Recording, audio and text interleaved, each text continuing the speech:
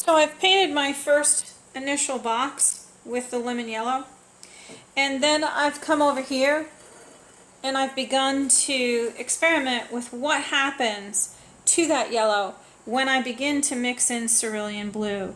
Now remember, there's two colors here. There's the lemon yellow, which is very weak, and the cerulean blue, which is a much stronger color.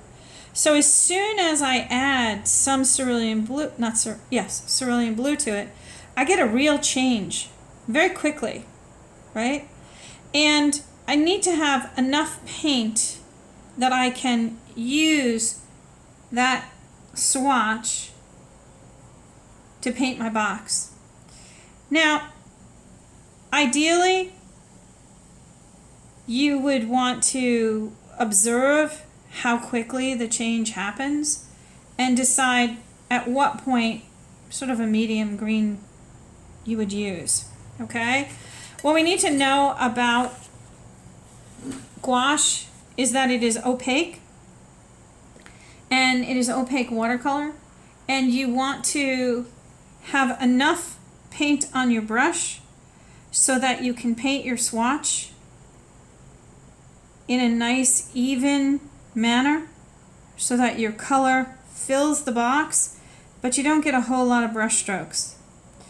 So your paint has to be liquid enough to want to leave the paintbrush, but thick enough that it's going to be opaque. So there's a real balance point there. And part of why you're doing your color mixing is so that you learn how this paint performs, because I'm guessing you've never used it before. So what I've got now, that's a pretty dramatic change from lemon yellow to green. And you saw I didn't use a whole lot of cerulean blue.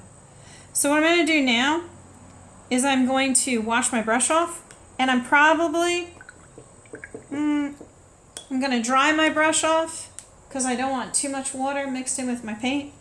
And now I'm going to go to ultramarine. And so I'm going to grab some more of my yellow. I know that ultramarine is a strong color compared to my yellow. So I'm just going to add a little bit of it, and I'm going to watch the change. Now this is a slightly different green. The other one, I would say it was more acidy. This one is more towards